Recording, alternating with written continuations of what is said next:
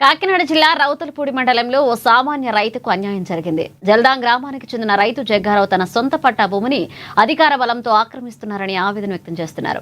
Road విస్తరణ పేరుతో తన పొలాన్ని ధ్వంసం చేస్తున్నారని, అడ్డుకుంటే మండల నాయకుల పేర్లు చెప్పి బెదిరిస్తున్నారంటూ ఆయన కన్నింటి పర్యంతమయ్యారు. గత 50 ఏళ్లలో ఏ ప్రభుత్వం ఉన్నా ఇలాంటి అన్యాయం జరగలేదని, ఉన్నతాధికారులు స్పందించి తనకు న్యాయం చేయాలని వేడుకుంటున్నారు. కాకినాడ జిల్లా రౌతులపూడి మండలం జల్దాం గ్రామ పంచాయతీ గ్రామంలో ఉన్నటువంటి నేను చిన్న రైతుని సార్. నాకున్నటువంటి 2 ఎకరాల 47 సెంట్లు భూమిలోనండి అంజూరు వెంకన్నబాబు అనే వ్యక్తి వచ్చి మీ చేను మాకు లీజు కావాలని అడిగితే నేను సరైన నమ్మి ఒప్పుకొని ఉన్నారు సార్.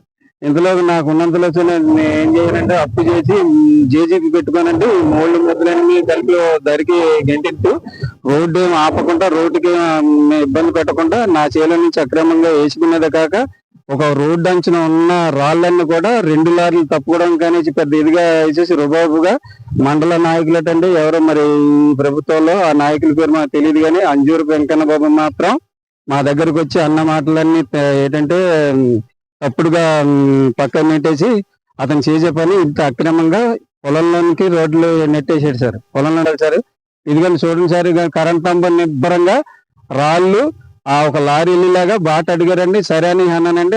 ఒకటి కాక 2 లారీలు తిరిగిలాగా అక్రమంగా వీళ్ళు రాళ్ళు తోయించేస్తున్నారు సార్.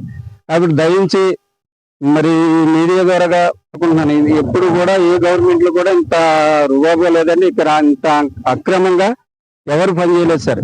ఇప్పుడు నా వయసు 50 సంవత్సరాలు సార్. 50 సంవత్సరాలు అంటే 25 సంవత్సరాల నుంచి ఈ భూమిలో నేను మా నాన్నగారి టైంలో కొని నా పేరు పెట్టారని నా పేరు మీద ఉంది. 4/2 సర్వే నెంబర్లోన 2 ఎకరాల 45 సెంట్లు భూమి సార్ ఇది.